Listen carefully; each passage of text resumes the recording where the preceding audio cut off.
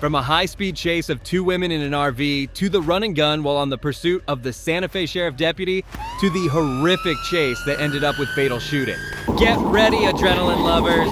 Prepare for pure horrify, as we're going to push every limit. Buckle up for the thrill.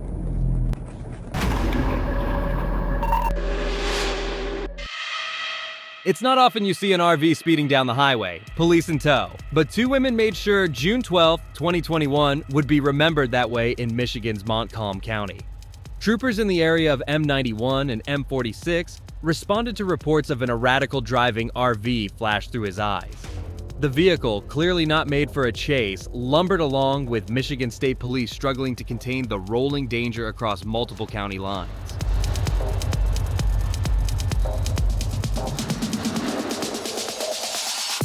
With a flat tire, the big RV couldn't move too far. The chase finally concluded when the RV veered off an exit. Police successfully disabled the vehicle and the two women were arrested at the scene. Inside, authorities discovered the stolen goods, further solidifying the suspect's intent and charges.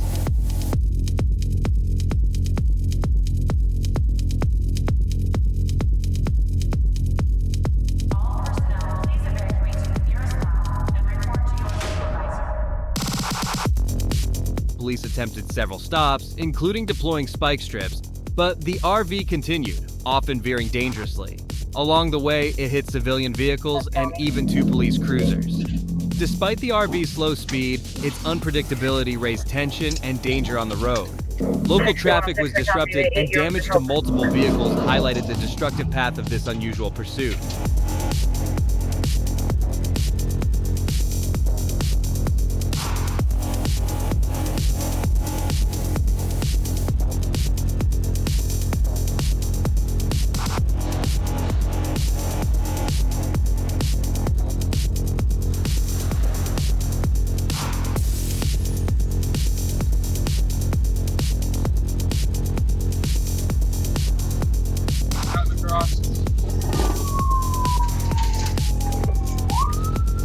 Location.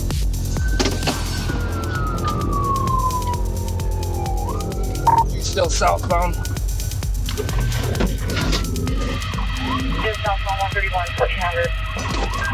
2 miles from the county line or so right now. So it's all okay. Copy, all units be advised. They're a couple miles north of the Kent County line, southbound 131, Montcalm County. 6-0, can you let Kent know where we're at?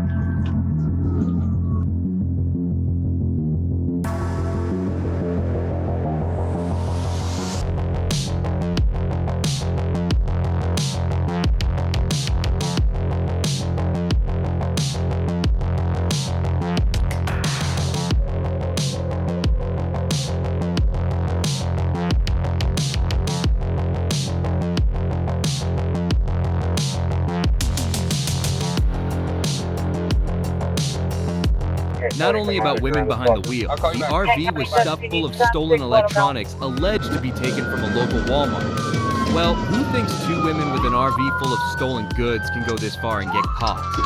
They don't. Looks like County's at 14 miles in the northbound pass. Kent County's got the freeway shut down at 12 miles. Get out of the car!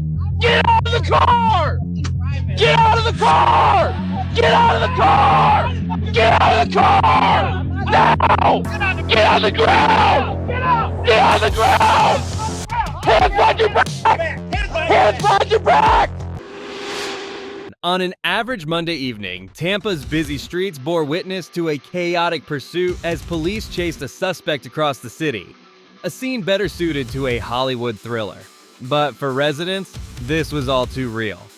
The chase began near Dale Mabry Highway and Spruce Street, weaving through city streets and neighborhoods before culminating near the Seminole Heights area.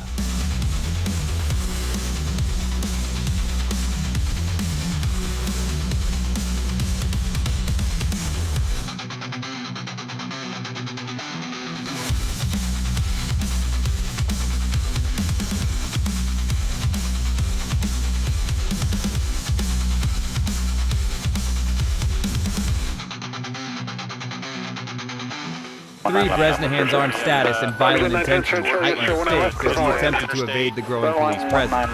At one point, he pointed the weapon at officers, forcing them into a tactical pursuit as they chased his silver sedan through Tampa's busy intersections, drawing multiple units. Going under the interstate. The suspect, 33-year-old Michael A. Bresnahan, was wanted for a violent stabbing incident involving the mother of his young children. Bresnahan, armed with an AK-47, fled in a silver sedan, sparking a high-speed chase that saw multiple units respond to contain the situation.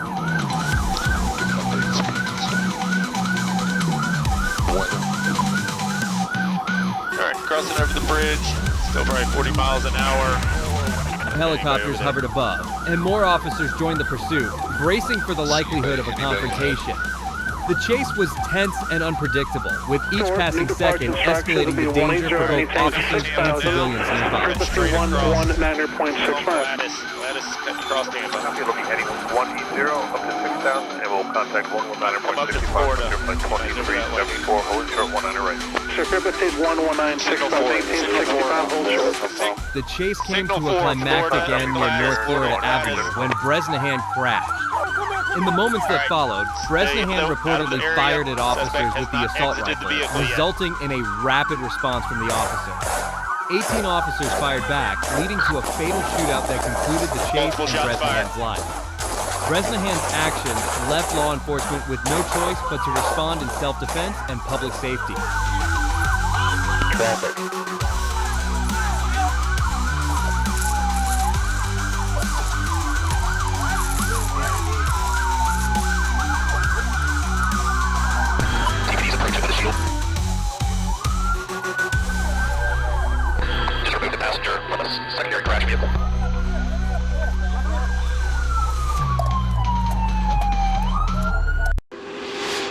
Florida drivers are known for pushing the limits, but one man took that stereotype to a whole new level. Starting his day in a stolen vehicle, a Seffner resident was soon treated to a tour of the county's highways and byways, courtesy of the Florida Highway Patrol.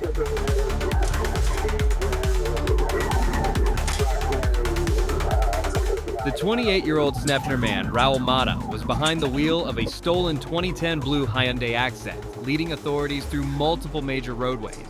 When authorities initiated their stop on I-4, Mata accelerated, speeding away from the flashing lights and avoiding a rolling roadblock by reportedly attempting to ram the patrol cars.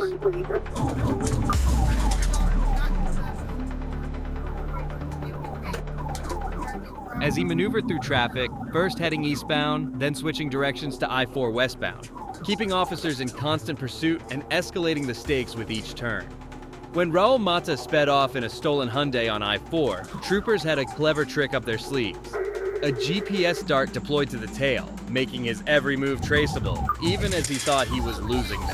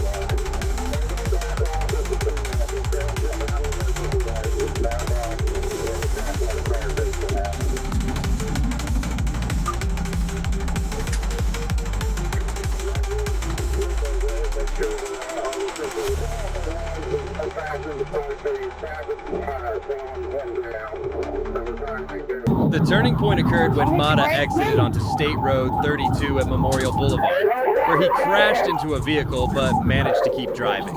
As he continued westbound on Memorial Boulevard, officers executed a successful pit maneuver near Marion Avenue, finally bringing the chase to a halt. Mata was arrested and now faces aggravated assault charges for allegedly attempting to ram law enforcement vehicles during the pursuit.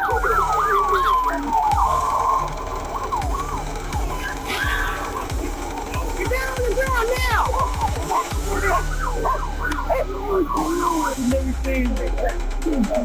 Traffic on that. Whatever you see, told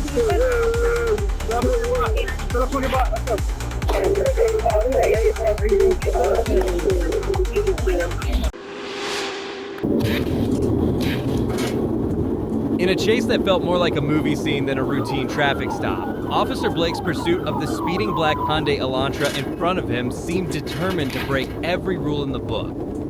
Sitting in the driver's seat was 26-year-old Shaquan Michael George with an expired license plate.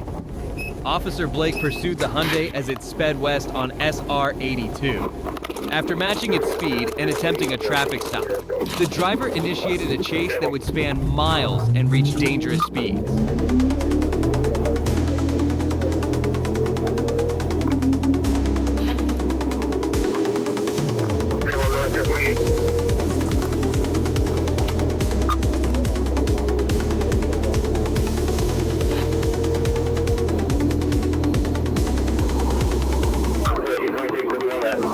Shaquan's escape attempt escalated rapidly as he pushed speeds over 100 miles per hour and ignored a red light at the Gateway Belvidere intersection. Officer Blake, in close pursuit, alerted dispatch with continuous updates on the situation. Cross-traffic at the intersection yielded to Officer Blake's emergency lights, allowing the pursuit to continue safely. Shaquan's erratic maneuvers included high-speed lane changes and a risky veer into oncoming lanes, culminating in a sharp turn onto Wallace Ave. The chase came to a dramatic ending point as Shaquan attempted a hard turn across a median near Waste Management. Losing control, the Hyundai veered onto the south sidewalk, spun into a ditch, and rolled multiple times before landing upside down. Officer Blake promptly called for EMS and approached the vehicle with his firearm drawn, spotting movement inside. Shaquan complied with verbal commands, crawled from the wrecked car, and was immediately handcuffed and placed in the patrol vehicle. After confirming his identity, EMS attended to a bleeding hand wound before transporting him to Lee Memorial Hospital, with Officer Blake accompanying him.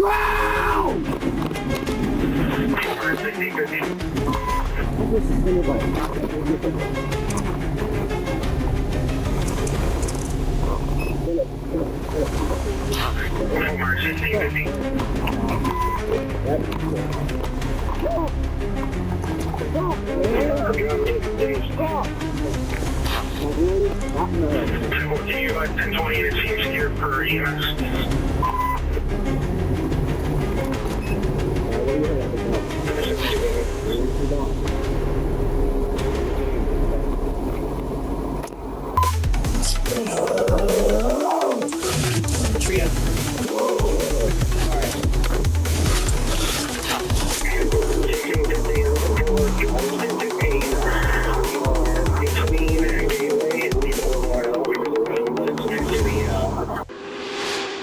Why should you never run from the Florida Highway Patrol or Arkansas Police?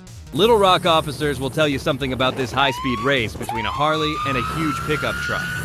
The running driver was reported for stealing a Ford F-150 a few hours ago.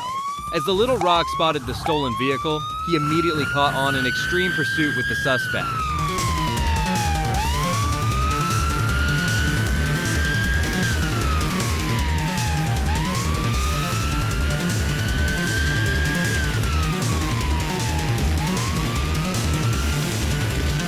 As the officer thought he could stop the vehicle near the parking lot of a shopping mall, the driver made a right turn and immediately sped up, keeping a long distance in the hope of escaping.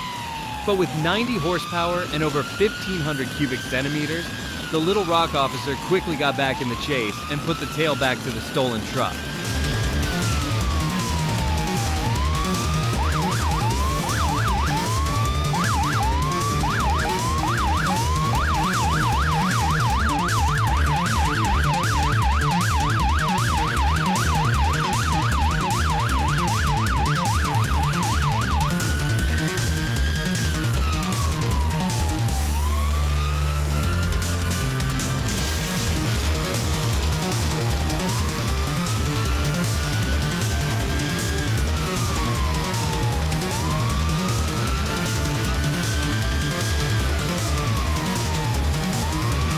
The chase escalated when the pickup truck ran into the busy traffic and made a quick turn.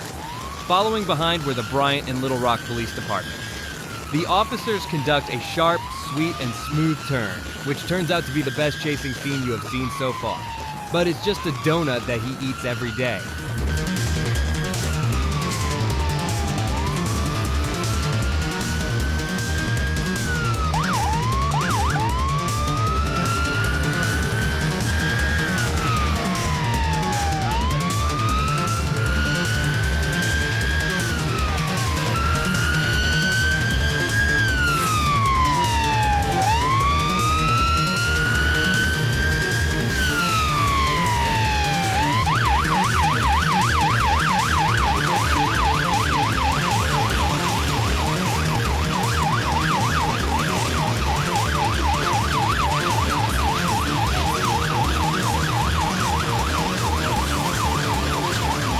The quad car finally put an end to the race when officers conducted a perfect pit maneuver to the pickup truck, causing the driver to lose control and crash into the grassy sidewalk.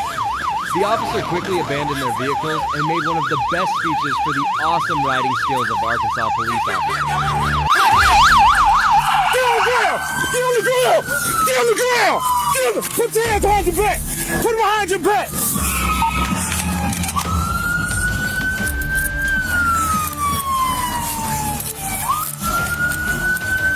You'll never run from me, dude! You'll never outrun me on a motorcycle! Never! Never! Get up! Get up! You're trying to outrun us! Freaking come down! I apologize, bro. You'll never outrun me! Bro. Never! Clear Channel Central here in custody. That did a good job, boy. Boy, I ride for a living. Spread your legs. You do this. Spread your legs. Yes, sir. There you go. My bad, brother, bro. My bad. Turn around. You'll never outrun me, bro. I saw it. On foot, on bike, on nothing. Nothing. You got me.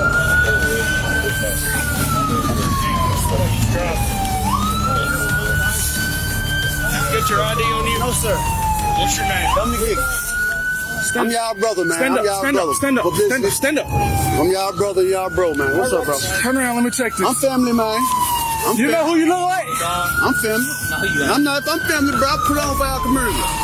How do you spell dominant? D-O-M-I-N-I-Q-E. H-S-C-K-Y. Slow down. Slow down. D-O? D-O-M-I-N-I-Q-U-E. H-S-C-K-Y. I can't understand. Y'all did a good job. D-O-M-I-N-I-Q-U-E. H-S-C-K-Y. Yeah. Boy, y'all don't play. Your traffic is real rough, so that's why I was trying to call it as much. Pick my bike up for me, bro. No, that's why I told y'all, hey. What's expected to be a regular patrol turned tragic when a Texas officer tries to stop a Hyundai Santa Fe with the suspect of driving under influence as the vehicle was swerving in the middle of two lanes. The officer slowly followed the maroon Ford Mustang GT to the Supermart convenience store, where he lately regretted his action.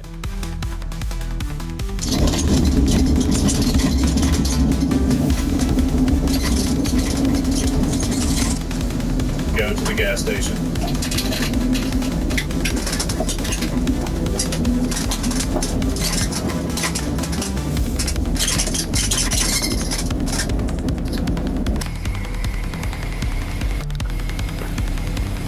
The driver suddenly pressed the accelerator and fled away in the stunt of the officer. He quickly called for backup and set up a spike strip with the hope of putting this chase to an end as fast as possible. But the suspects still had the chance to make their way. Stop! I've got spike strips. I got spike strips. Stop! Stop! He's been spiked. He's been spiked. He's been spiked. What turned out to be a disaster was a pony car fleeing on the road at 100 miles per hour with the punctured tires on the highway. The officer hadn't prepared for the worst situation that happened. The suspect lost control of the vehicle and rolled multiple times. The passenger was not wearing a seatbelt and was directly ejected through the car's window. Police quickly approached and apprehended the driver. The passenger was immediately taken to the hospital. Oh, your buddy's good, by the way. 7.1 run-and-gun thought to only appear in movies turns out to actually happen in Santa Fe when Deputy Patrick Vicky was chasing behind a couple accused of robbing a Santa Fe Starbucks at gunpoint. Vicky quickly responded to the notice of the armed robbery and found the black Kia sedan without the license plate and caught on the chase.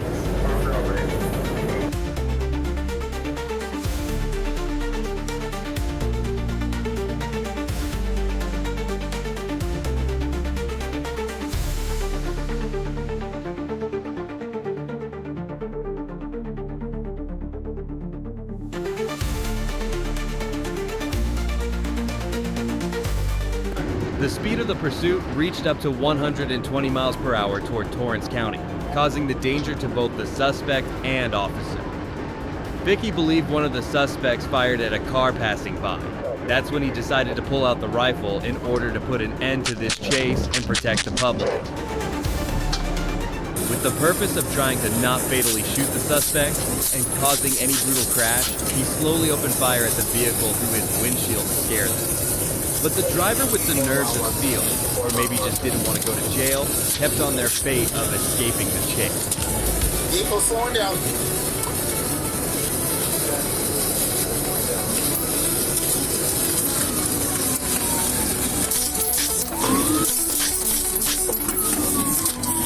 Vehicle shooting from the back window now. Shooting from the back window. Vehicle almost 45 down. Returning fire. The vehicle then dangerously swerved to the oncoming lane and sped up, but only a few seconds later went back to the right road over a median and through a fence and crashed into a tree. The officer instantly approached the vehicles with rifles and a cruiser as cover. The female suspect was found deceased at the scene, while the male now faces a long list of charges. What began as a movie ends like a movie.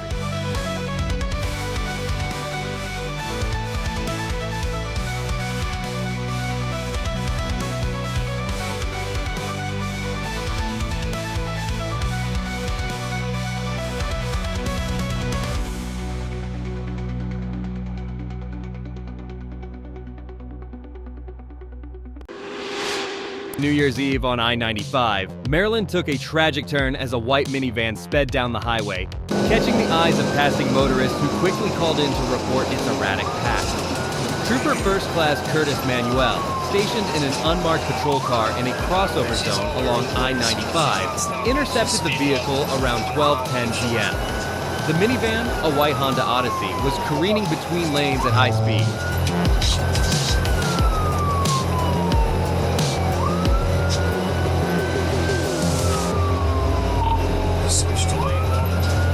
The situation quickly escalated as the white minivan continued its unpredictable course, with Trooper Manuel in determined pursuit. For 9 miles, Miss Clark sped northbound on I-95, ignoring the lights and siren behind her, swerving across lanes. Traffic on I-95 grew increasingly tense as the erratic driving raised concerns for both the police and other drivers on the road.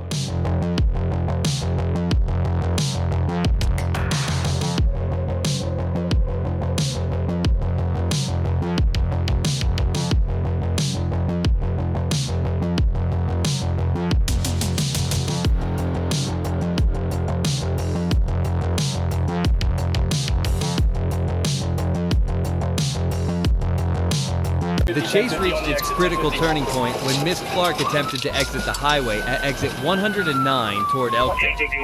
As she navigated the exit ramp at high speed, she lost control of the minivan, causing it to veer off the road and crash into a tree. Can you hear me? The impact ended the pursuit instantly, with tragic consequences.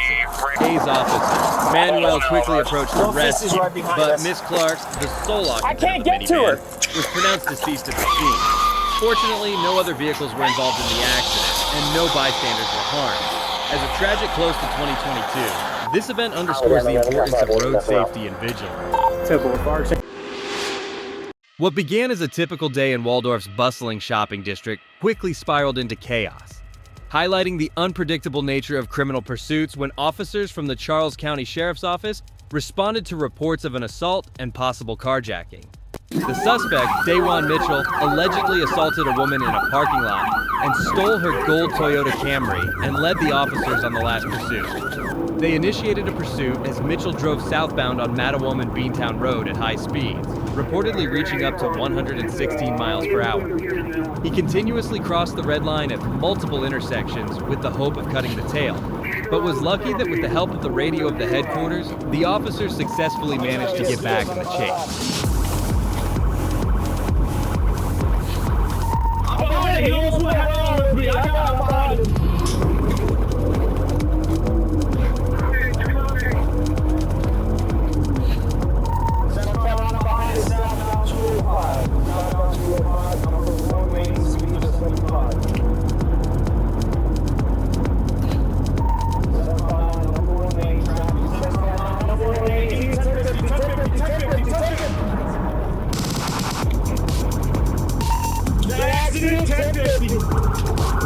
During the pursuit, Mitchell lost control of the Camry, struck a grass median, crossed into the northbound lanes, and collided with a dump truck.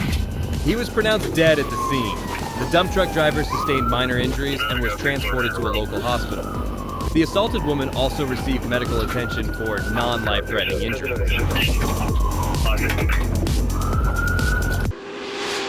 What began as a romantic rivalry in Battle Creek escalated into a high-speed chase, leaving the community in shock.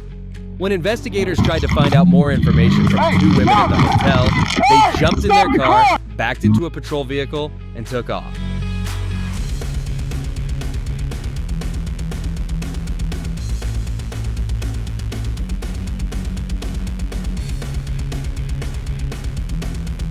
What led to this must be mentioned as the jealousy of two fighting women who had feelings for a mutual man stabbing each other with a piece of broken glass from a vase in the hotel lobby.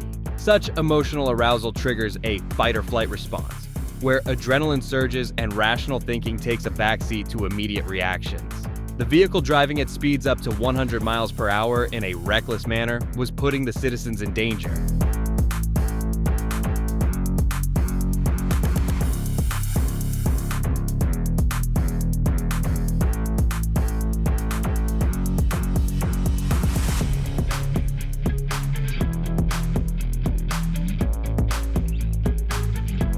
After a couple miles of running, the driver found there were no escape roads at the end of the road. She immediately turned back and flashed through the police cruiser with the police being stunted. But later, police stopped the chase after getting confirmation that the men weren't involved in the fight.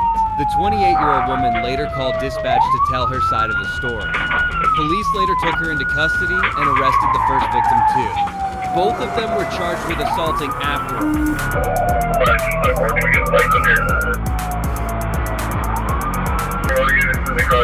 At this point, we have no male suspect information.